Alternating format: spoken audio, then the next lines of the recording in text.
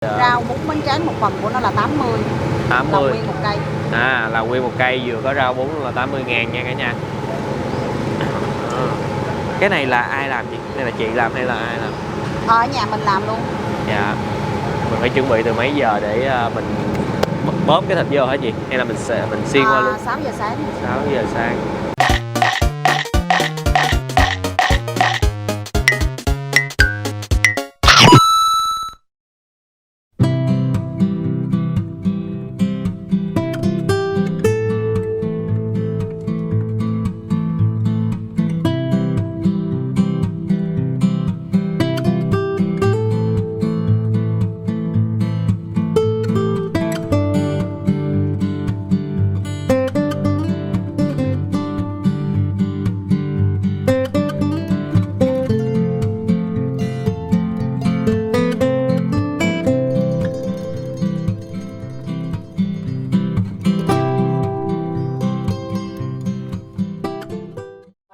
Hết mùa mận rồi, đừng có ngóng nữa. Có con chùm mà. Có con chùm mày cũng định ăn luôn hả? Mày không để cho nó nở à? Hi, xin chào cả nhà. Gia Phú Gia Mèo rất vui được chào đón cô chú, anh chị cùng tất cả các bạn đã đến với Gia Phú Travel. Sáng ngày hôm nay tụi mình cũng hơi có việc một tí xíu, cho nên là lựa một cái quán là ở gần nhà tụi mình để mà đi quay. Thì cái quán bún thịt nướng cây mận này có từ rất lâu rồi, cũng lâu lắm rồi mà mình chưa có ăn lại, cho nên mình cũng không biết là cái giá cả và cái hương vị hiện nay nó ra sao, cho nên chúng ta sẽ cùng cập nhật lại để xem nó đang có thay đổi gì. Đặc biệt của bún thịt nướng cây mận ở đây là có một cái cây nem nướng rất là to, là siêu khủng luôn. Thôi thì bây giờ mình xem cái địa chỉ này dưới đi nha cả nhà. Đây, bún thịt nướng bò lá lốt cây mận bò mỡ chài, địa chỉ là 324 Bùi Đình Túy, phường 12, quận Bình Thạnh. Bây giờ thì trước khi vào trong tìm hiểu tiếp thì cả nhà ủng hộ tụi mình bằng cách ấn like, share cũng như là ấn nút subscribe và đừng quên xem hết clip nha. Cảm ơn cả nhà rất là nhiều. Giờ phát sóng là 17 giờ hàng ngày. Xin mời cả nhà.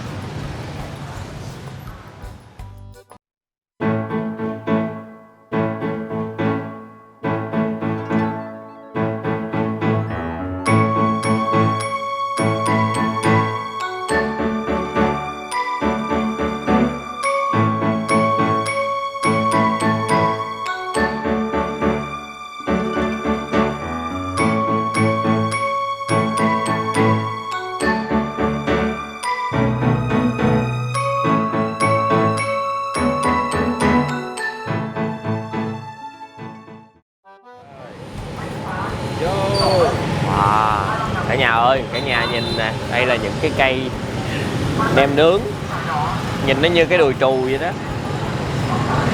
Hồi nãy là nướng cái mỡ chài rồi, nãy là cái bếp nằm ngang, giờ là để nằm dọc để nướng như thế này, để được 12 cây lên, đó, 14 cây luôn. Và cái này nướng bao lâu chín gì? Chắc nửa tiếng. Nửa tiếng nữa. Wow. Nó chưa chín là nó chín là nó vàng, thế là nó nhìn nó đẹp. Dạ, nửa tiếng sau mới chín hết cái cây này cả nhà. Nem đúng không chị? Nhưng mà khi mình bán là mình cắt cái thịt ra. Nhưng mà chắc lát mình xin một cái cây cầm, nhìn cho nó hoành tráng hấp dẫn. Nướng mía bự ghê. Đó, đây là những cái cây còn sống rồi cả nhà, rất là to.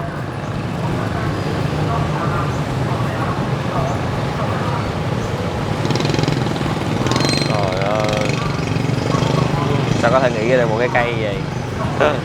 Cái mía phải không ta? Cây mía. Cái này là mình chỉ bán nguyên cây thôi đúng không chị? Cây còn người ta còn bán người ta còn cắt ra bán trong tô bún một miếng. Bán một miếng cũng được. Hoặc là cuốn rau sống, mình ăn thêm phần nữa. Ăn thêm phần nó cuốn rau sống. Rồi, cái này nó gần chín rồi nè cả nhà. Nó vàng hơn nè. Nó chảy cái mỡ.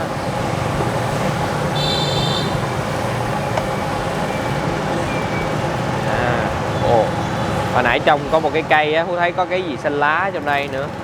Hành nữa. Hành nữa. vậy là trong cây này có hành nha cả nhà. Cái này là lúc mà làm mấy cây đây là chị có làm không? Về nhà làm chỉ có làm đâu. Dạ. Chỉ nướng thôi. Đúng rồi. Cái này là heo không phải có bò không chị? Còn cái này heo không? Heo không? Đây nè cái lớp mỡ của nó chảy nè cái cây này. Như phô mai, nhìn như phô mai. Rồi. Nướng này phải chở đều. Làm sao để mình biết nó chín hay gì? Hả? Làm sao mình nhìn để mình biết nó chín rồi? Nếu thường thường nó mềm á thì nhấn vào này nó cứng rồi chín được chẳng. À, cứng rồi là chín rồi. Tại thấy nó bự quá, chỉ nhìn được ở bên ngoài, bên trong mình đâu có biết đó. Đó, hai bên. Cả nhà nhìn hai bên là thấy hai sắc thái khác nhau. Nhưng mà chúng ta mới chỉ thấy được vẻ bề ngoài của nó chứ không biết bên trong của nó tốt đẹp ra sao.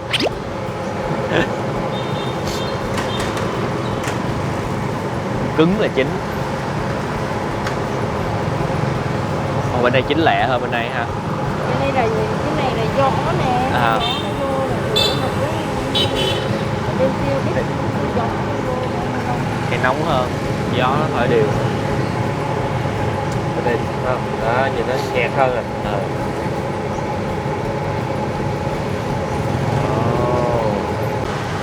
Ồ. Góc này nó ảo diệu quá trời. Nhìn khói mờ mịt, thấy lấp ló.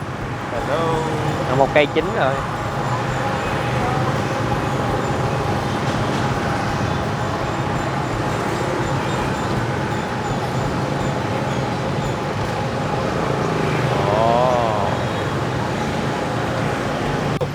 Đây, bây giờ chúng ta vào trong xe đồ ăn ở trong. Đây là chị Trinh đang cắt thịt nè cả nhà. Ủa chị Trinh ơi, tiệm bún thịt nướng của mình là đến nay là bao nhiêu năm rồi chị? 23 năm rồi. 23 năm. Bán từ là coi như là 7 giờ sáng đến 9 giờ tối đúng không chị? Mình hồi nãy là không có thấy được cái nướng bò mỡ chài. Cái là nướng từ sớm hơn nữa. Chị đang cắt những cái thịt nè.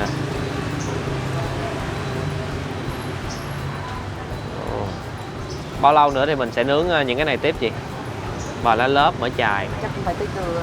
Ồ, tới trưa mới nướng những cái này nữa nè. Nếu mà muốn đầy đủ cho mọi người coi là chưa đi qua quay hình đi.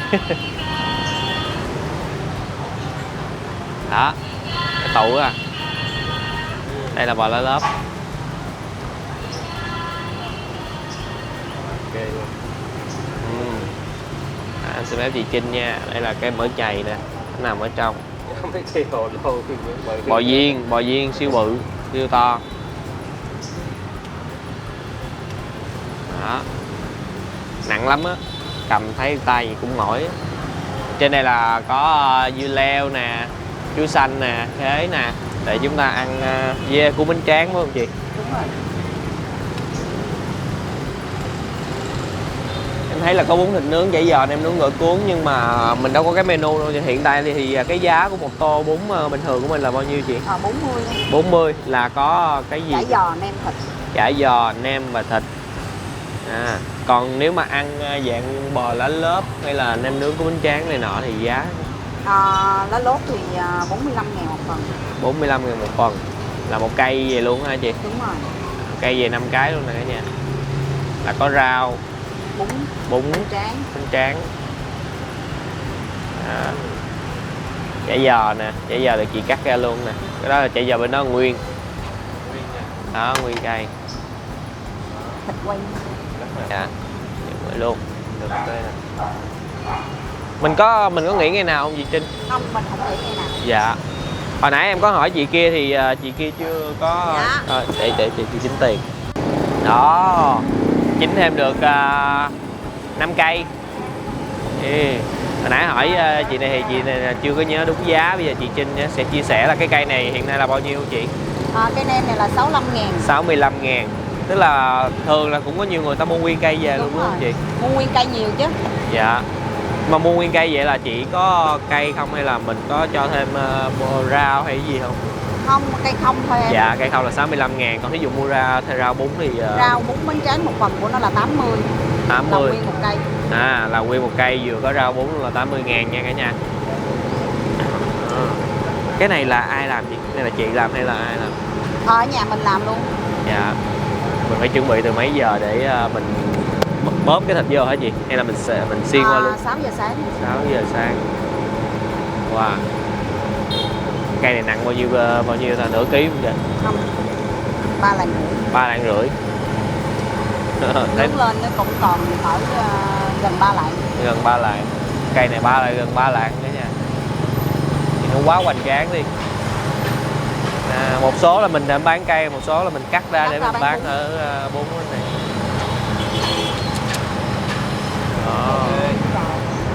Nhìn cái bếp này nó hấp dẫn quá. Nó mua nguyên cây mình ngồi mình quặm. Rồi, may mắn quá cả nhà ơi, mình lấy được cái cảnh nướng thịt cho cả nhà nè. Đây là thao thịt nè, cả nhà nhìn thấy ha. Có thể thấy thì không, ở đây họ ướp những cái gia vị tự nhiên, tỏi và ấy, không có bỏ những cái màu để cho nó bắt mắt. Nó nhìn cái nước là chúng ta có thể thấy rồi. Đây, nước là nước từ thịt ra, không phải là cái nước màu gia vị nhiều.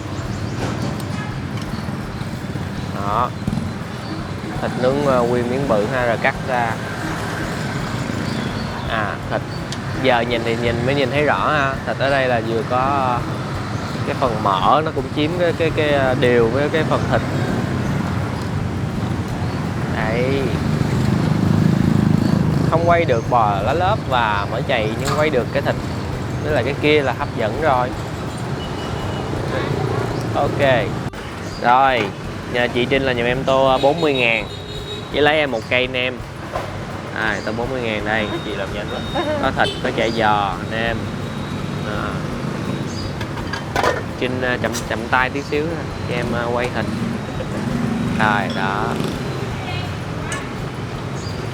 đậu phộng, mỡ hành, đồ chua, rau lại dưới rồi phải không chị? Rồi đó, xong rồi đó. Thêm cái cây thôi đúng không ta? Một cái cây để cái dĩa ở ngoài rồi.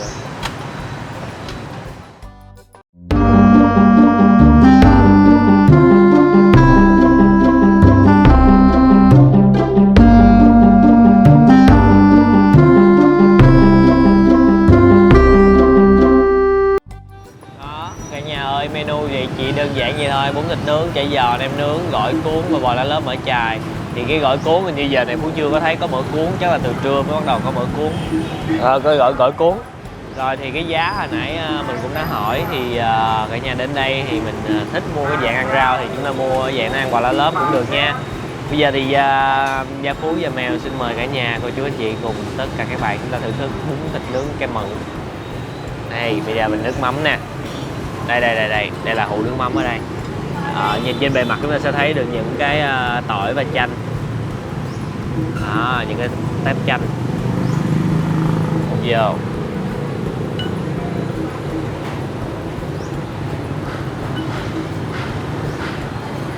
Đây, mình sẽ khoan múc ớt nha, để mình nếm cái nước mắm cái đã.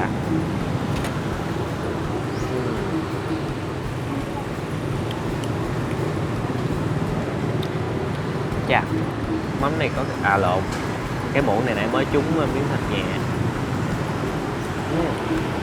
Nước mắm này sẽ vị nó sẽ không có ngọt nhiều, nó thanh và nó chua chua của vị chanh, thơm chanh.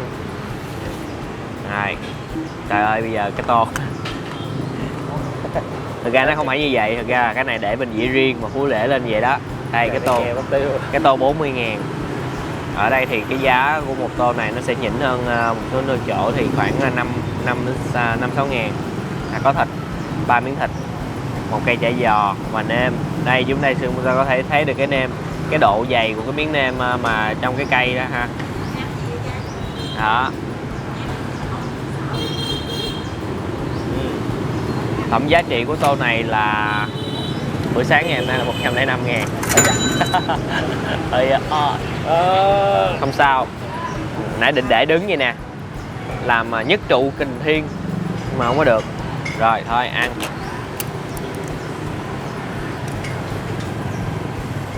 Chén mắm vô luôn nha.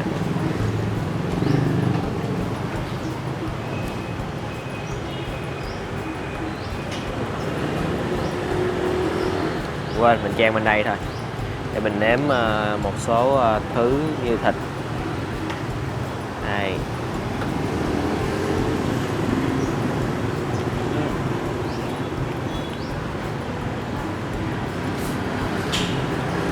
Một số thịt đó mà dai đó, mềm săn á chứ không phải mềm dai. Đó, cảm giác mình cắn nhai có cái độ săn, không có khô nhiều. Rồi chả giò ở đây trong mình đây thì mình thấy đâu có cái gì mình cũng không biết. Cái vàng vàng là cái gì đó? Bắp không phải, khoai.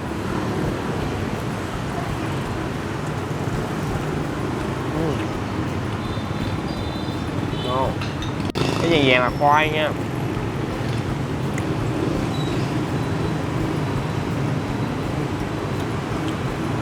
Như khoai lang á. Đúng rồi, khoai lang. Ở trong chả giò là sử dụng khoai lang, nó bùi bùi ngọt ngọt.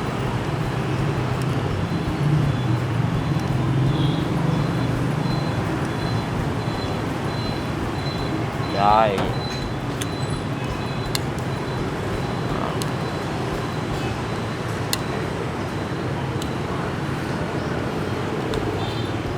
Nó thấy bún. Nó thấy bún luôn. Rồi ăn đủ chưa nè, đủ chan thêm.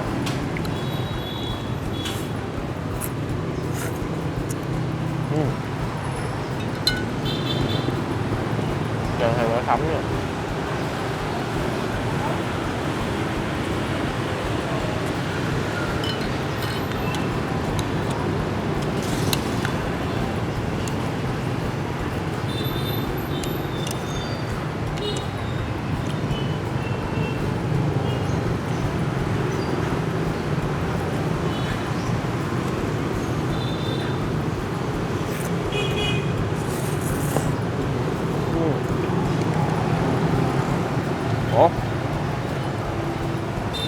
Nhớ nắng di chuyển qua đây quăng 2 ly trà anh bển rồi.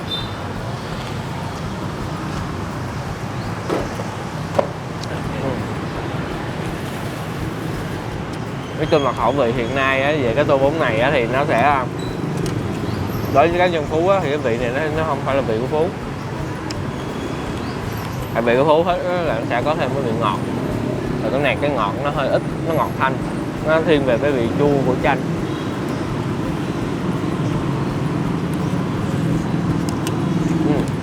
Ăn cái dạng này á, thì Phú ăn cũng được, nhưng mà vừa đủ rồi. Càng nhiều quá thì nó sẽ Phú ăn hơi ngán.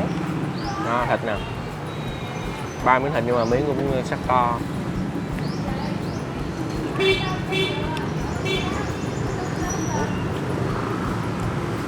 Có thịt dày.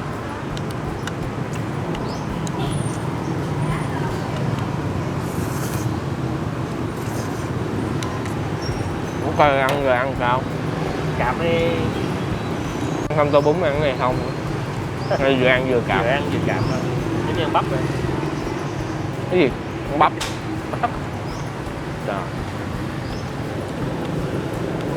Đấy.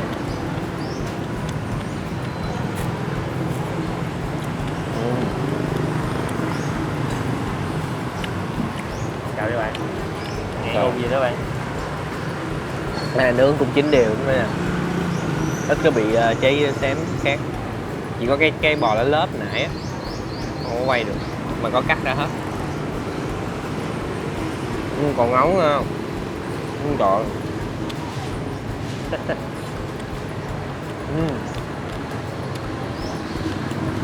Cái phần này là nãy à, mình vừa cắn vô á, nó là một cái lớp mỏng ở ngoài và nó giòn giòn nhẹ của cái lúc mà nướng á, nó cháy nó khô rồi á. Đậm đà.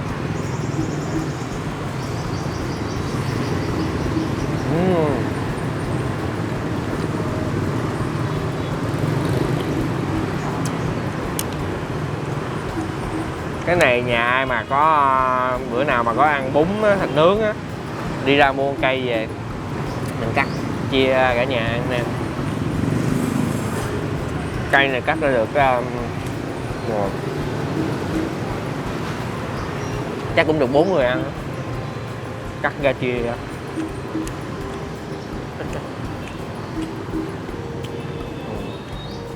Cây đã khỏi chịu nước mắm luôn rồi. Trời ơi, cay kìa. Ngon rồi hả? Mình ăn kìa, cảm nhận ướp đậm rồi. Vô. À, cái này có nước mắm rồi nè. Ăn miếng này nè.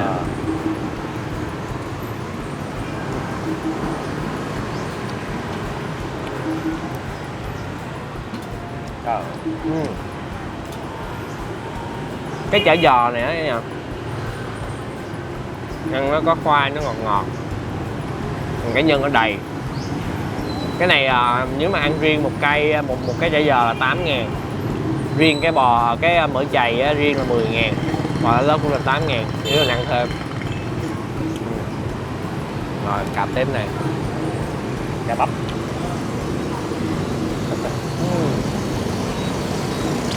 nó cắn vô đã rồi.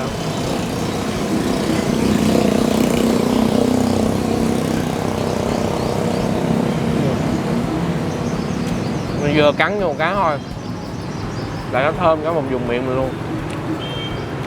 Mà nó thật sự là nếu mà ai mà dạng mà hay ăn thịt á thì mới ăn cái cây này, chứ còn mà không phải hay ăn thịt, ăn cái sợ ngán thôi. Mình cắt ra mình ăn từ từ. Mà cầm cái này ăn đã cả nhà, nhìn nó cảm giác nó bề thế, nó hoành tráng chứ. Như đây ăn đồ Tây vậy, đùi trù nướng.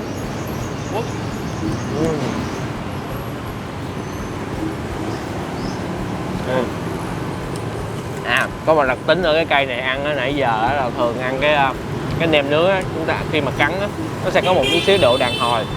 Thì ở lớp mỡ thì cái này phần thịt nó nhiều hơn nó phần mỡ, nên cắn vô á là nó mềm với thịt luôn, nó đàn hồi ít lắm. Rồi ok nha, ăn rồi. Xử hết cây này chắc hết bữa sáng quá. Rồi gắp miếng thịt với miếng bún, rau.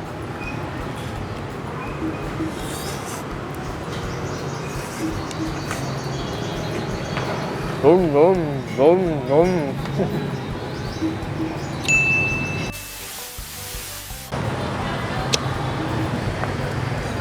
Thịt hết nướng rồi cả nhà ơi. Ủa kìa, bây giờ nướng thịt kìa. Cái kỳ trời. Cây mận. Cây này nó tồn tại ở đây là lâu lắm rồi. Mình đi ngang qua bao nhiêu thăng trầm thì cái cây vẫn tồn tại. Hiện nay thì con đường này cũng đã được mở rộng hơn. Tại vì hồi trước buổi chiều tối là kẹt xe nhiều lắm. Bây giờ là phóng đường ra, cho nên nhà ai cũng trở thành mặt bằng. Bây giờ là trở thành khu đắc địa. Rồi cả nhà ơi, ngày hôm nay cũng hơi mọi người một xíu, nhưng cũng giới thiệu được một cái tiệm bún thịt nướng cũng nhìn rất là hấp dẫn với cái cây nem thịt siêu to khổng lồ. Thì nói chung về hương vị ở đây thì tôi thấy là về những cái thịt đó ướp rất là đậm đà. Ở trong cái nem thì cái phần mỡ nó sẽ hơi ít, cho nên nếu mà sẽ nếm là cái vị thịt nó nhiều hơn, nó sẽ ít cái độ béo. Nhưng mà trong cái tô bún thì vẫn có những cái lớp mỡ hành, những cái tớp mỡ nó giúp tăng cái độ béo lên trong cái tô bún. Rồi ngoài ra thì nói chung là nãy Phương cũng mới đưa ra là cái hương vị ở đây nó sẽ thiên về vị chua một tí xíu về cái nước mắm, cho nên cả nhà tham khảo cái vị để chúng ta có thể đến là thưởng thức xem có đúng vị của mình hay không nha. Ai đã từng ăn ở đây hoặc là sau khi xem clip đến ăn thì nhớ cho tụi mình bình luận ở phía dưới. Cảm ơn cả nhà rất là nhiều. Mọi người có câu hỏi gì cũng cứ đặt nha, tụi mình sẽ giải đáp phía dưới. Xin hẹn gặp lại cả nhà những clip hấp dẫn kế tiếp. Đừng quên một món ăn ngon sẽ ngon hơn nếu chúng ta thưởng thức cùng người thân, bạn bè và chia sẻ nó với tất cả mọi người. Xin chào và hẹn gặp lại. Buổi sáng 105 này hơi no.